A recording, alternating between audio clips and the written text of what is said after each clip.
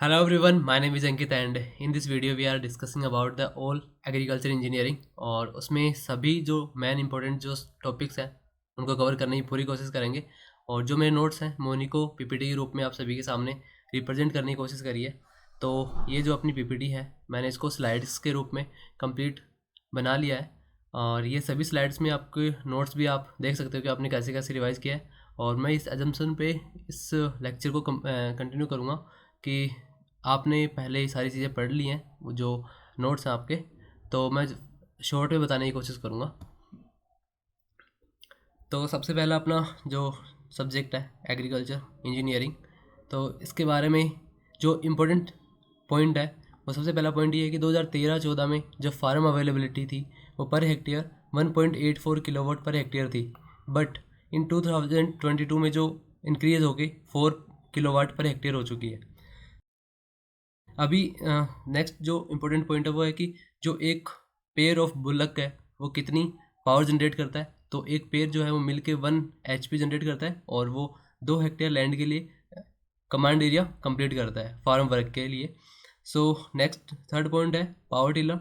तो इसका command area 5 hectare land होगा और इसकी जो पावर है वो 7.46 किलोवाट होती है पावर टिलर की। एंड जो एक ट्रैक्टर है उसकी 26.7 किलोवाट होती है और कमांड एरिया 15 हेक्टेयर होता है पर डे के अकॉर्डिंग देख सकते हैं अपन। और अभी बात करते हैं अपन थर्मल इफिशियंसी। तो पेट्रोल इंजन होती है उसकी थर्मल इफिशियंसी 25 to 32% होती है और जो डीजल इंजन है उसकी थर्मल इफिशियंसी 32 से 38% है। मैं फटाफट इस वीडियो को इसलिए स्टार्ट किया हूँ क्योंकि विदाउट वेस्ट आवर टाइम अपना इसको रिवाइज कर लेते हैं, क्योंकि रिवीजन अपना मस्ट इसमें मस्ट ये है कि हाँ रिवीजन हो जाएगी बार फटाफट। So India is the world's largest manufacturer of tractors होता है, जब 50% ऑफ मैन्युफैक्चर जो इंडिया में होते हैं ट्रैक्टर। सो इसमें इंडिया का पार्ट 50% है। और पावर टेक ऑफ है पीटीओ, वो सबसे पहले इंट्रोड्यूस हुआ था 1950 से 1999 में, सॉरी 1915 से 1990 में हुआ था। और अभी बात करते हैं कि जो पीटीओ की स्पीड होती है वो कितनी आरपीएम पे होती है।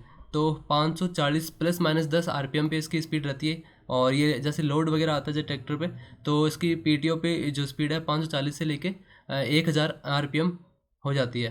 अभी बात करते हैं मैन्युफैक्चरिंग ऑफ डीजल ट्रैक्टर। सबसे पहले कब हुआ था मैन्युफैक्चर जो डीजल ट्रैक्टर है उसका, तो 1950 से 1960 में हुआ था। और बात करते हैं अपन हॉर्स पावर जो क्लासेस हैं उसमें कि कितने एचपी के ट्रैक्टर अवेलेबल हैं और इंडिया में कौन सा मोस्टली जो ट्रैक्टर है वो यूज़ में लिया जाता है। सो हॉर्स पावर क्लासेस में मोस्टली 3 क्लासेस होती हैं, जो 20 से 30, 30 से 40 और 40 से फिर 51 के अराउंड वो एचपी हॉर्स पावर के ट्रैक्टर होते हैं वो अवेलेबल होते हैं। बट इंडिया में मोस्टली जो पॉपुलर ट्रैक्टर हैं वो 31 से 40 एचपी के ट्रैक्टर अवेलेबल हैं, जिनका मोस्टली जो अकाउंट है टोटल वो 60% है टोटल सेल्स में। अभी बात करते हैं first tractor in India was brought in which sun. तो ये हो गया कि 1914 में हो गया था सबसे पहला ट्रैक्टर। उसके बाद में पंप सेट जो है जो सबसे पहले इंट्रोड्यूस कब हुआ था वो 1930 में हो गया।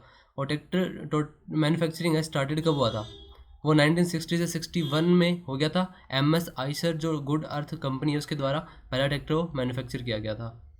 अभी बात करते हैं नेक्स्ट स्लाइड पे। तो इसमें बात करेंगे अपन की जो इन्फ्लेशन प्रेशर है ऑफ रियर व्हील, जो पीछे के टायर है ट्रैक्टर के उस पर इन्फ्लेशन प्रेशर कितना होता है 0.8 से 1.5 किलोग्राम पर स्क्वायर सेंटीमीटर होता है inflation pressure of rear wheel. 0.8 to 1.5 kilogram पर स्क्वायर सेंटीमीटर। अभी बात करते हैं इन्फ्लेशन जो प्रेशर है वो फ्रंट व्हील पे कितना होता है ट्रैक्टर के, तो 1.5 टू 2.0 किलोग्राम पर सेंटीमीटर वर्ग स्क्वायर होता है। अभी बात करते हैं कि एक न्यूमेटिक टायर, जो एक न्यूमेटिक ट्यूब वाले टायर होते हैं उसकी लाइफ कितनी होती है, उसकी 6000 वर्किंग आवर्स की, उसकी ड्रो बार जब काम करता है उसकी 6000 घंटे उसकी वर्किंग लाइफ होती है एक टायर की। और अभी बात करते हैं कि ट्रैक्टर का सिलेक्शन अपन किन किन बेसिस पे कर सकते हैं। तो मोस्टली 2 चीज़ें हैं जो अपने को याद रखनी है और इनसे क्वेश्चन भी पूछे गए हैं। सो जो लैंड होल्डिंग है वहाँ पे जो क्रॉपिंग सिंगल क्रॉपिंग पैटर्न होता है तब 1 HP ट्रैक्टर की horse power every 2 hectare land के लिए अवेलेबल रहती है या फिर सफिशियंट रहती है। बात करते हैं जब क्रॉपिंग पैटर्न के अकॉर्डिंग अपने को सिलेक्शन करना होता है तो जनरली 1.5 हेक्टेयर पर HP के अकॉर्डिंग अपन यूज़ करते हैं। जैसे 30 to 35 HP का एक ट्रैक्टर अपने पास, तो सूटेबल कितनी हेक्टेयर लैंड के लिए सूटेबल रहता है, तो वो 40 हेक्टेयर लैंड के लिए सूटेबल रहता है, 30 to 35 हेक्टेयर। ऐसे क्वेश्चन आ सकता है, ऐसे ही इसको आपको क्लियर करना है। अभी बात करते हैं नेक्स्ट स्लाइड पे, जहाँ पे अपन बात करेंगे पावर टिलर के बारे में, और काफ़ी इंपॉर्टेंट क्वेश्चंस यहाँ से पूछे गए हैं एग्जाम्स में, तो एक बार देख लेते हैं इसका जो और नाम है। जैसे हैंड ट्रैक्टर बोल सकते हैं इसको अपन, वर्किंग टाइप ट्रैक्टर भी बोल सकते हैं। एवरेज इसका कमांड एरिया है वो 7.46 किलोवाट एवरी 5 हेक्टेयर के लिए सफिशिएंट रहता है। तो इसका पावर टिलर का याद करना आपको 7.46 किलोवाट। पावर टिलर जो कंसेप्ट है सबसे पहले वर्ल्ड में 1920 में आया था। इसकी डेट याद रखनी है अपने को, ये सन की कौन से सन में आया था सबसे पहले, विच ईयर, जो ये कंसेप्ट है इसका पावर टिलर का सबसे पहले कब आया था, तो आया था 1920 में। अभी बात करते हैं कि power tiller concept come in the world 1920, ये बात होगी अपनी। अभी फर्स्ट पावर टिलर डिज़ाइन कहाँ पे, किस कंट्री में किया गया था, जापान में किया गया था, 1947 में किया गया था। और जो इंडिया में इंट्रोड्यूस हुआ था वो 1963 में हुआ था। तो ये तीन इसकी जो ईयर है वो सबसे पहले इसको इन्वेंट किया गया था 1920 में, जापान में 47 में इसको देखा गया, उसके बाद इंडिया में सबसे पहले 1963 में इसको इंट्रोड्यूस कर दिया गया था। अब टायर पर प्रेशर कितना होता है इसके, तो 1.1 to 1.4 kg पर वर्ग स्क्वायर सेंटीमीटर होता है जो पावर टिलर का प्रेशर होता है, टायर प्रेशर। और इसके अभी पावर टिलर की बातें यहाँ से 3 से 4 क्वेश्चन बन चुके हैं, यदि यहाँ से पूछेंगे, ये लास्ट ईयर आए हुए हैं तो ऐसे क्वेश्चन आ सकते हैं। इसके अलावा जैसे फार्म होल्डिंग के बारे में बात करें, जैसे मार्जिन फार्मर है, स्मॉल फार्मर है, मीडियम फार्मर है, सेमी मीडियम फार्मर है और लार्ज फार्मर है, तो उनकी कितनी कितनी लैंड होल्डिंग होती है वो आप सभी को याद है। और मेजर जो पार्ट है मार्जिन और उसका ही है, स्मॉल फार्मर का। 75 to 85% जो फार्मर होते हैं वो मार्जिन और स्मॉल फार्मर होते हैं। इसके बाद में एवरेज जो लैंड होल्डिंग है वो इस टाइम पर इंडिया की कितनी है, तो वो है 1.08 हेक्टेयर एवरेज लैंड होल्डिंग। और जो प्रीवियस ईयर से लॉस हो गई है इसमें, प्रीवियस ईयर ज़्यादा थी एवरेज लैंड होल्डिंग। तो अभी बात करते हैं अपन आगे टिलेज पे, फटाफट कवर हो रही हैं चीज़ें, आई होप जितना मैं फास्ट करवाने की कोशिश कर रहा हूँ। तो क्लासेज ऑफ टिलेज ये काफ़ी इंपॉर्टेंट है, एक तो टिलेज वाला, एक इरिगेशन वाला, एक अपन बात करते हैं कि जो 4 स्ट्रोक 2 स्ट्रोक है वहाँ से क्वेश्चन, और इसके अलावा डीजल और पेट्रोल इंजन से उनकी इफ़िशियंसी पूछ सकते हैं, फ्यूल की इफ़िशियंसी पूछ सकते हैं कि वो उनकी कलर वैल्यू कितनी होती है। और इसके अलावा स्टोरेज से पूछ लेंगे उनके स्ट्रक्चर, और पॉली हाउस जो है उनकी स्ट्रक्चर की अकॉर्डिंग क्लासिफिकेशन क्या है वो याद करना है। तो अभी उसको सभी को डिस्कस करते चलते हैं अपन कि टिलेज के अंदर अभी बात करते हैं। तो उसमें क्लासिफिकेशन में 2 टाइप का टिलेज होता है, ऑन सीजन टिलेज और off season tillage. On season tillage में अपने ऑपरेशन जो है डन फॉर राइजिंग क्रॉप्स के लिए जब अपन टिलेज ऑपरेशन करते हैं तो उसको ऑन सीजन टिलेज बोलते हैं। तो इसके अंदर ही क्लासिफिकेशन आता है, फर्स्ट क्लासिफिकेशन है प्रिपेरेटरी टिलेज, प्रिपरेशन के लिए जो टिलेज किया जाता है उसे प्रिपेरेटरी टिलेज बोलते हैं। That are done for prepare the field for raising crops, तो प्रिपेरेटरी टिलेज होगी, और इसके नाम से पता चल रहा है। अभी बात करते हैं इसके अंदर, और एक और क्लासिफिकेशन है प्राइमरी टिलेज और सेकेंडरी टिलेज। तो प्राइमरी टिलेज में done after the harvest of previous crop, जैसे इस बार अभी रबी क्रॉप है तो रबी क्रॉप जब कट जाएगी और उसके बाद जब जायद का सीज़न आएगा या फिर खरीफ का सीज़न आएगा तो उसके लिए जो प्रिपरेशन होती है उसे बोलते हैं प्राइमरी टिलेज। और उसके बाद जो सेकेंडरी टिलेज होता है, that are done after primary tillage operation bring a good soil tilth, जब अपन उसके कोई भी क्रॉप रेसिड्यूज वगैरह हैं उनको हटाकर एक साफ कर लेते हैं अपनी लैंड को, और उसके बाद जब उसके अंदर हैरो और कल्टीवेटर यूज़ करते हैं। इसके सेकेंडरी जो टिलेज उसके इम्प्लीमेंट जो है हैरो और कल्टीवेटर है, और प्राइमरी के प्लाउज जो है इम्प्लीमेंट है प्लाउ, और सेकेंडरी के हैरो और कल्टीवेटर। तो ये आपको इम्प्लीमेंट याद रखना है, और इसके आगे बाद में क्लासिफिकेशन में डेप्थ में जाके इसको टिलेज को पूरा करने की कोशिश करते हैं रिवाइज अपने। अभी बात करते हैं वो प्रीपेरेटरी टिलेज हो गया फर्स्ट, और सेकंड आ गया आफ्टर कल्टीवेशन, इसे इंटर टिलेज भी बोलते हैं। इसमें आता है ऑफ सीजन, इसके बाद में आता है ऑफ सीजन टिलेज। पहला आ गया ऑन सीजन क्रॉप टिलेज आ गया, अभी बात करते हैं ऑफ सीजन टिलेज के बारे में। तो tillage operation done for conditioning the soil suitability for the fourth coming man season crops. इसमें विंटर टिलेज आ गया, समर टिलेज आ गया, क्लीन टिलेज आ गया। इसमें पूछ लेते हैं कि क्लीन टिलेज किसका पार्ट है, तो ऑफ सीजन टिलेज का पार्ट है क्लीन टिलेज, और मल्च टिलेज आ गया। इसके अलावा जो टिलेज सिस्टम है, सिस्टम क्या होता है, उसी को अपन एक सिस्टमेटिक रूप से टिलेज ऑपरेशन को करते हैं, उसी को टिलेज सिस्टम बोलते हैं। इसमें 2 टाइप के आते हैं, एक आता है कंजर्वेशन टिलेज सिस्टम, दूसरा आता है other than the conservation tillage system. इसमें कंजर्वेशन में क्या रखते हैं अपन, मोर देन 30% क्रॉप रेसिड्यूज रखते हैं। इसमें 3 टाइम होती हैं, अपने को कन्फ्यूज रहती हैं बार बार, कंजर्वेशन टिलेज, रिड्यूस टिलेज और कन्वेंशनल टिलेज।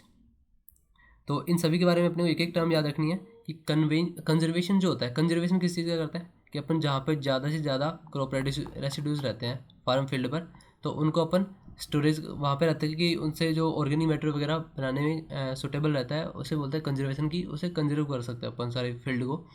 तो उसके में मोर देन 30% क्रॉप रेसिड्यूज रखेंगे अपन इसके अंदर, इन विच नो टिलेज आ गया एक पार्ट, एक रिज टिलेज आ गया, एक मल्च टिलेज आ गया। इसके 3 पार्ट हैं कंजर्वेशन टिलेज के, नो टिल, रिज टिल और मल्च टिल। इसके अलावा जो other than the conservation tillage है उसमें रिड्यूस टिलेज आ गया और एक कन्वेंशनल टिलेज आ गया। रिड्यूस टिलेज में 15 से 30% क्रॉप रेसिड्यूज लेफ्ट रखते हैं आफ्टर कल्टीवेशन, जो भी अपन उसमें ऑपरेशन करते हैं उसके बाद में, तो 15 से 30% उस पर क्रॉप रेसिड्यूज रहने चाहिए, उसको बोलते हैं रिड्यूस, कम कर देंगे। उसमें कन्वेंशनल टिलेज, तो उसमें लेस देन 15% जो क्रॉप रेसिड्यूज होते हैं वो आफ्टर कल्टीवेशन वहाँ पे फील्ड में अपने को प्रेजेंट मिलते हैं। तो इस आप ऐसे याद कर सकते हो, कन्फ्यूज हो जाओगे। या फिर कंजर्वेशन में ऐसे CRC, सबसे पहले कंजर्वेशन ज़्यादा क्रॉप रेसिड्यूज, फिर रिड्यूस में 15 से 30 और उसके बाद में लेस देन 15 जो कन्वेंशनल है। तो ये चीज़ आप इनको, ये टर्म जो है इसी रूट वर्ड्स हैं वो आपको ध्यान रखना है। इसके बाद में बात करते हैं कि डिफरेंट टाइप के कंजर्वेशन टिलेज होते हैं। तो मिनिमम टिलेज आ गया, मिनिमम टिलेज की डेफिनेशन पूछते हैं, जीरो टिलेज होगी, मिनिमम टिलेज होगी, तो इनकी डेफिनेशन पूछते हैं, इनमें काफ़ी बार कन्फ्यूज होते हैं अपन। सो मिनिमम टिलेज की जो डेफिनेशन है वो मिनिमम सॉइल मैनिपुलेशन नेसेसरी होता है इसमें। ये आपको वहाँ पे ये लाइन मिलेंगे ऐसे, minimum soil manipulation necessary, keep 30 to 50% crop residues on surface.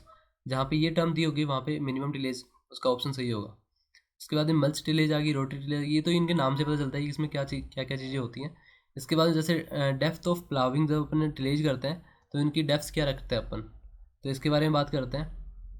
Depth of ploughing में अपन कि अकॉर्डिंग टू क्रीडा, जो central research institute of dryland agriculture जो होता है वो 1985 में स्टैब्लिश हुआ था, हैदराबाद में हुआ था इसका, ये लोकेशन याद रख लो। उसके बाद में जो सैलो डेप्थ के लिए कितनी डेप्थ रखते हैं, 5 to 6 सेंटीमीटर्स के लिए सैलो डेप्थ के लिए रखते हैं। मीडियम डेप्थ के लिए 15 से 20 सेंटीमीटर रखते हैं, और डीप प्लाविंग होती है उसके लिए 25 से 30 सेंटीमीटर्स की डेप्थ रखी जाती है। अभी बात करते हैं जब अपन को प्लाविंग करते हैं तो उसके लिए जो नॉर्मल फील्ड होती है वहाँ पे मॉइस्चर कंटेंट कितना होना चाहिए फील्ड में, तो 60% उसमें मॉइस्चर कंटेंट होना चाहिए अब जब अपने टिलेज के लिए जाते हैं फील्ड में। या फिर जहाँ पे बात करते हैं इसके अलावा जो ड्राईलैंड होता है एरिया, तो वहाँ पे मॉइस्चर कंटेंट कितना होना चाहिए टिलेज ऑपरेशन के लिए, वो 23% होती है, अराउंड द 23% अपना मॉइस्चर कंटेंट होना चाहिए, तब उसमें अपन प्लाविंग अच्छे से कर सकते हैं। इसके अलावा अभी कुछ टर्म्स आती हैं जो नॉर्मली पूछी जाती हैं, एक उसकी डेफिनेशन दे दी जाएगी इन सभी की आपको, कि डेफिनेशन देखिए पूछेंगे कि ये किसे बोलते हैं, तो आपको बैक फ्रो की डेफिनेशन याद होनी चाहिए, डेड फ्रो की डेफिनेशन याद होनी चाहिए, और हेड फ्रो की डेफिनेशन याद होनी चाहिए। तो बैक फ्रो किसको बोलते हैं, बैक फ्रो बोलते हैं कि जब राइज्ड करते, जो रिज्ड होती है, जैसे अपन ये खेत अपना, ये इधर ट्रैक्टर चल रहा है ऐसे, ठीक है, तो इसको लेफ्ट साइड जब वो मिट्टी पलटता है ऐसे, जब मिट्टी डालता है हैरो या फिर प्लाव से, तो उसके बाद सेंटर में जो स्ट्रिप बन जाती है एक, और ploughing start from centre to side, centre से साइड की तरफ जाता है, सेंटर से साइड की तरफ जाएगा, तो उसे क्या बोलते हैं, बैक फ्रो बोल देंगे। सेंटर से स्टार्ट करेगा, ये रूट वर्ड मिलेंगे, सेंटर टू स्टार्ट, और उसमें लेफ्ट साइड इसको रिस्ट को लेफ्ट करेगा और लेफ्ट साइड जाएगा, सेंटर टू जो लेफ्ट साइड जाएगा उसके बाद में ट्रैक्टर, तो उसको बोलते हैं अपन बैक फ्रो। अभी बात करते हैं डेड फ्रो की। डेड फ्रो के अंदर जो ट्रेंच है, जो खाई है, जैसे ये फील्ड आ गई अपनी, ये जो खाई बनी गई, अभी जैसे ट्रैक्टर चलेगा तो यहाँ पे ये खाई बनती है, यहाँ पे नॉर्मल फील्ड है, और बीच में जैसे होते हैं ना एक, यदि फील्ड में गए हो तो, जहाँ पे मैं तो काफ़ी काम किया हूँ फार्म पे, तो जैसे बीच में स्ट्रिप बन जाती है, इसमें एक ट्रेंच बन जाती है, और बिटवीन टू एडजेसेंट स्ट्रिप्स, अभी जैसे ये ऊपर आ गया, ये ऊपर आ गया, बीच के अंदर खाई हो जाती है ना, जैसे अभी ये मेरा कंसेप्ट है, जैसे अपन गड्ढा खोदते हैं और इसमें किसी एनिमल को डेड हो गया तो उसको अंदर दफना देते हैं, डेड हुए एनिमल को अंदर दफना देते हैं, तो उसको क्या बोलते हैं, डेड फ्रो। तो मतलब कि दोनों साइड से ऊपर और बीच में जो गड्ढा होता है उसको क्या बोलते हैं, डेड फ्रो बोल देते हैं, मैंने ऐसे याद किया है। तो इसकी डेफिनेशन होगी कि open trench left in between two adjacent strips of land after finishing ploughing is called dead furrow. अभी नेक्स्ट टर्म पे बात करते हैं अपन कि हेड फ्रो क्या होता है। हेड फ्रो जब होता है कि जब ट्रैक्टर जो है, अब unploughed land is left at each end of the field for tractor to turn which is called headland, जो हेड फ्रो है। अभी आपको इनकी डेफिनेशन देखनी है। आप, मुझे लग रहा है कि आपको समझ नहीं है क्योंकि मैं अच्छे से एक्सप्लेन नहीं कर पाया लास्ट वाले टर्म को, बट मोस्टली ये जो 3 टर्म्स है वहाँ से क्वेश्चन आ सकते हैं। तो इन तीनों टर्म्स को आपको, ये मैंने आपको क्लियर कर दी, ये क्लियर कर दी, आप इसको क्लियर कर लेना। तो 3 टर्म होगी। इसके बाद में बात करते हैं अपन प्राइमरी जो टिलेज इंप्लीमेंट्स होते हैं, वो उनकी जो फील्ड कैपेसिटी है वो कितनी होती है। और आगे बात करते हैं उनकी वर्किंग कैपेसिटी की। तो जो इंडिजीनियस प्लाउ है उसकी जो फील्ड कैपेसिटी होती है अराउंड 0.4 हेक्टेयर पर डे की होती है, कि एक दिन में 0.4 हेक्टेयर वो काम कर सकता है। उसके बाद में एमबी जो प्लाव है, मोल्ड बोल्ड प्लाव है, उसकी उसकी फील्ड कैपेसिटी होती है वो 1.5 टू 2.0 हेक्टेयर पर डे होती है। और उसकी वर्किंग कैपेसिटी है वो 0.20 से 0.30 और 0.30 से 0.35, इसमें दो बार दो डिविडेशन दिए हुए थे, तो उनको आप देख लेना। बाकी इसकी जो एवरेज देखते हैं अपन 0.20 से 0.35 हेक्टेयर पर आवर होती है। और यदि अपन इसको आवर्स टू हेक्टेयर में कन्वर्ट करेंगे तो 4 से 5 घंटे लगेंगे उसको इतने एक एरिया कवर करने में, मोल्ड बोल्ड पुलाव को।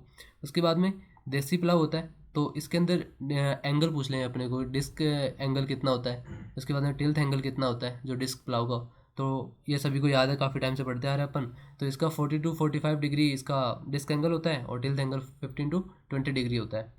यही बात करते हैं जो डिस्क पुलाव होती है इसकी वर्किंग कैपेसिटी 0 टू, ये सेम मोल्ड बोल्ड पुलाव के अकॉर्डिंग इसकी सेम है। तो एक की याद करोगे दोनों की याद हो जाएंगी। अभी बात करते हैं चीजल डेप्थ, वो चीजल पुलाव और सब सॉइलिंग पुलाव। चीजल पुलाव की जो डेप्थ होती है 40 टू 45 सेंटीमीटर होती है और सब सॉइल पुलाव की डेप्थ होती है 45 टू 75 सेंटीमीटर होती है। ये डाटा है कुछ जिनको नॉर्मल याद करना ही पड़ेगा। अभी बात करते हैं अपन इस नेक्स्ट स्लाइड पे, जहाँ पे प्राइमरी टिलेज की बात होने के बाद अभी बात करेंगे अपन सेकेंडरी टिलेज की। इसमें उसमें तो सारे प्लाउज वगैरह थे, इसमें हैरो और कल्टीवेटर और रोटावेटर आएंगे। तो जो रोटावेटर है वो प्राइमरी और सेकेंडरी दोनों टाइप का इम्प्लीमेंट है, प्राइमरी और सेकेंडरी। अभी बात करते हैं अपन कि जो रोटाटिलर है फिर रोटावेटर है उसका ऑपरेटेड जो आरपीएम होता है वो कितना होता है, राउंड पर मिनट होता है वो 180 से 200 आरपीएम होता है। अभी अपन नॉर्मल जो क्वेश्चंस हैं जो मैंने नोट्स में बना रखे थे तो उनके बारे में बात करते हैं कि जो मिनिमम डायमीटर होता है सीड एंड फर्टिलाइजर ट्यूब का वो कितना होता है, वो 25 mm होता है। ये थोड़ा सा मैं डेप्थ में क्वेश्चन ले गया, लेकिन नॉर्मल याद रखना कि उसको ट्यूब होती है सीड और फर्टिलाइजर की, उसके डायमीटर कितना होता है, उसका 25 mm होता है। अभी बात करते हैं सेल्फ प्रोपेल्ड जो पैडी हार्वेस्टर होता है वो एक दिन में कितना कवर करता है, उसकी जो एफिशिएंसी है वो कितनी होती है। सेल्फ प्रोपेल्ड पैडी हार्वेस्टर की 1.5 हेक्टेयर पर डे होती है। अभी रोटा टिलर की पहले बात करें कि प्राइमरी और सेकेंडरी टिलेज ऑपरेशन में काम किया जाता है और इसकी जो ऑपरेटेड एरिया है या फिर इसका ऑपरेशन टाइम है ये 180 से 200 आरपीएम होता है रोटावेटर का। अभी बात कर लेंगे अपन स्प्रेयर के बारे में कि स्प्रेयर का क्लासिफिकेशन क्या है, उनकी इफिशियंसी कैसे होगी और relative difficulties in transplanting in various vegetable. जैसे कोई भी वेजिटेबल है तो वो नॉर्मली इजीली ट्रांसप्लांट हो जाती है या फिर कोई डिफिकल्टी आती है, हो नहीं पाती वो ट्रांसफ़र। तो उनमें पूछ लेंगे कि जैसे कैबेज है वो किस टाइप की वेजिटेबल है, नॉर्मली इजीली ट्रांसफ़र कर सकते हैं नहीं कर सकते हैं, ऐसे क्वेश्चन पूछ सकते हैं। स्प्रे में पूछ लेंगे कि जो अल्ट्रा लो स्प्रे है उसका कितना वॉल्यूम वगैरह होती है, अल्ट्रा हाई जो स्प्रे होता है उसका वॉल्यूम क्या होता है। तो उनकी रेंज आपको याद रखनी है, वो आपने याद कर रखी होगी। मैंने आपको ये बताया कि यहाँ से क्वेश्चन आ सकता है, इसलिए मैंने इस टॉपिक को या इस पॉइंट को मैंने यहाँ पे नोट किया। और ये जो इसकी जो इंडेक्स है उसके बारे में आपको याद रखना है। थोड़ा सा मैं इसके बारे में एक्सप्लेन कर देता हूँ। सो सबसे पहला जो स्प्रे होता है वो हाई वॉल्यूम स्प्रे होता है। इसकी रेंज कितनी होती है, इसकी रेंज होती है more than 400 litre per hectare. इसके बाद में जो लो वॉल्यूम स्प्रेयर होता है इसकी जो कैपेसिटी होती है वो 5 टू 400 लीटर पर हेक्टेयर होती है। इसके बाद में जो अल्ट्रा लो वॉल्यूम स्प्रेयर है इसकी range less than 5 litre per hectare होती है जो कैपेसिटी होती है। और इनके अंदर जैसे नैपसेक स्प्रेयर होता है उनकी कैपेसिटी कितनी होती है, कितने टाइम उनको चार्जिंग वाले कितनी होती है, उनकी कैपेसिटी आपको देखनी है। नॉर्मली बात करते हैं अपन नेक्स्ट टॉपिक के बारे में कि रिलेटिव डिफ़िकल्टीज़ कौन कौन सी वेजिटेबल में आती हैं। सो ईजीली ट्रांसप्लांट होने वाली कौन सी हैं उसमें, जैसे ब्रोकली है, ब्रिसेल है, कैबेज है, टोमेटो है और लेट्यूस है। मतलब मोस्टली जिनकी अपन कह सकते हैं कि पौध या फिर छोटा सैपल प्लांट लगा सकते हैं, उसको अपन ट्रांसफ़र कर सकते हैं इजीली, वो इजी ट्रांसप्लांट में आ जाएंगे। जैसे डिफ़िकल्ट टू ट्रांसफ़र में कौन से आएंगे डिफ़िकल्ट में, तो डिफ़िकल्ट में जैसे वाटरमेलन है, तो वाटरमेलन का सीड लगता है सीधा ही, अपन उसमें फील्ड में सीड लगाते हैं। फिर मस्क मेलन है, जैसे खरबूजे का अपन सीधा वो लगाते हैं, बीज लगाते हैं। कुकुम्बर है, तो कुकुम्बर की एक मतलब बेल टाइप का प्लांट होता है, ऐसे सीधा स्टिक प्लांट नहीं होता, तो उसको अपन डिफ़िकल्ट टू ट्रांसप्लांट कर सकते हैं। कुकुम्बर हो गया, मस्क मेलन हो गया, वाटरमेलन हो गया।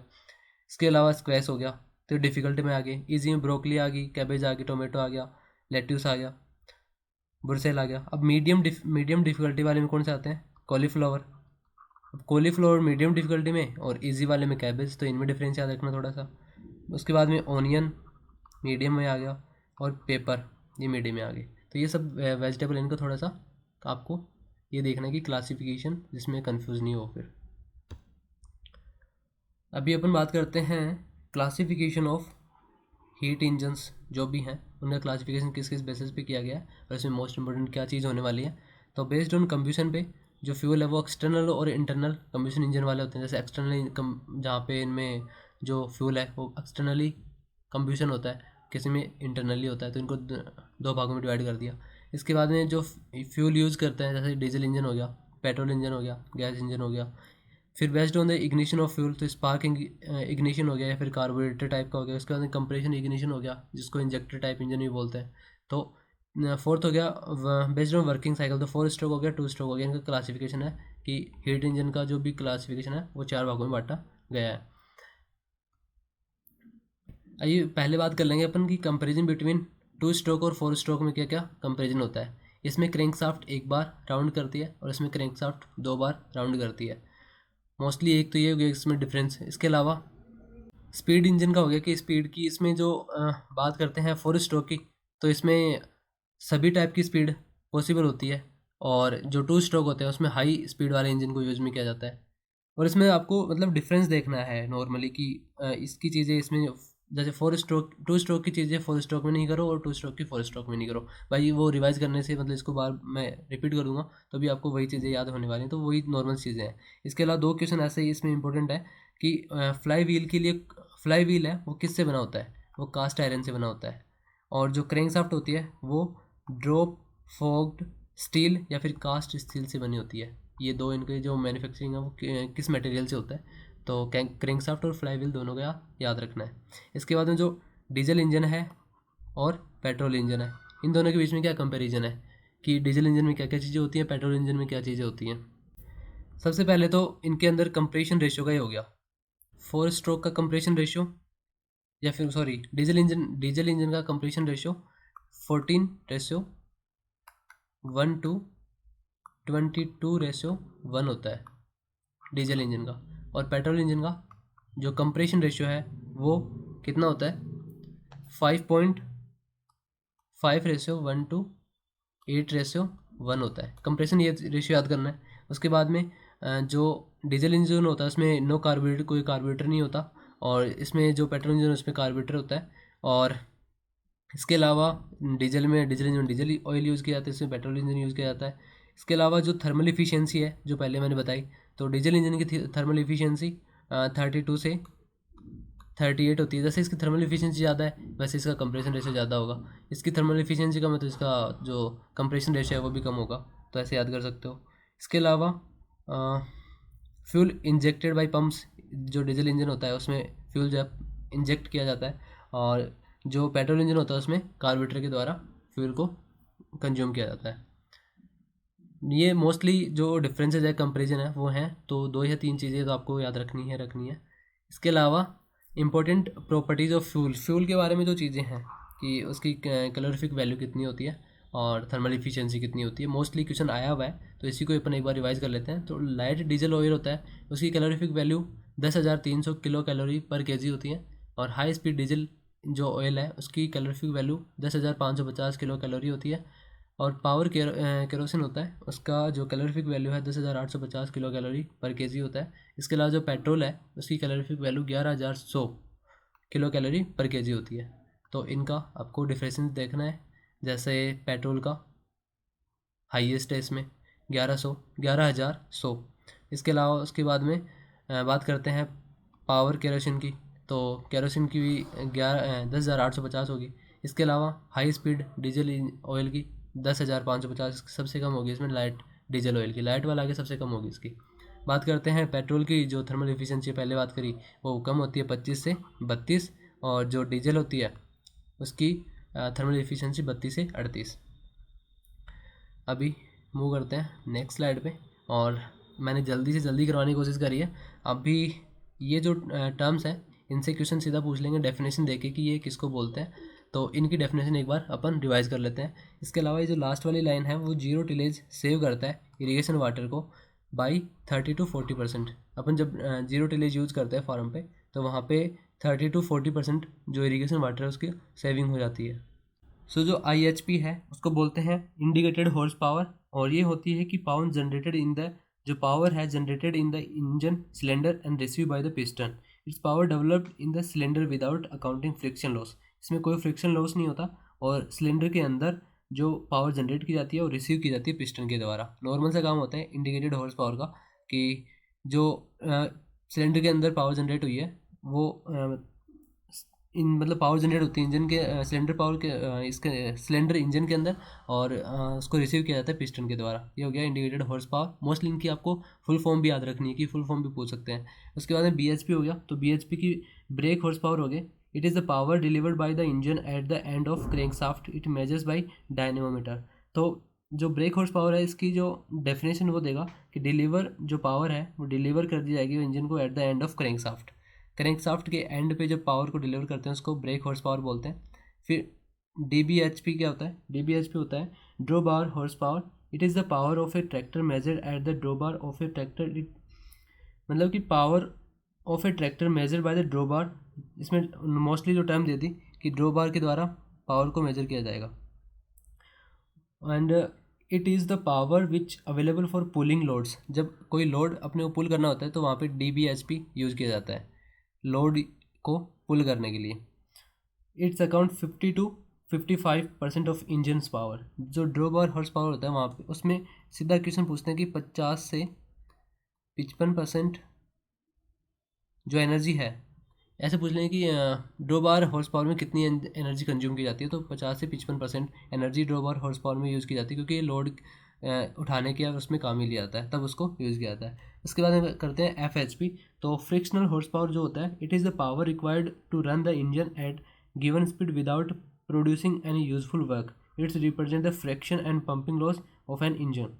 इसमें बात करते हैं कि जो पावर रिक्वायर्ड होती है रन इंजन को करने के लिए। फ्रिक्शन हॉर्स पावर क्या होता है? फ्रिक्शन क्या चीज़ होती है कि नॉर्मल गाड़ी खड़ी है अपनी, और उसको स्टार्ट करने के लिए जो फ्रिक्शन रिक्वायर्ड होता है वो दिया जाता है। और उसके बाद स्पीड पे विदाउट प्रोड्यूसिंग कोई भी यूज़फुल वर्क, खड़ी खड़ी गाड़ी को स्टार्ट करना, उसको मतलब याद समझ सकते हैं कि फ्रिक्शन हॉर्स पावर के रूप में याद कर सकते हैं अपन, विदाउट एनी कोई यूजफुल वर्क के।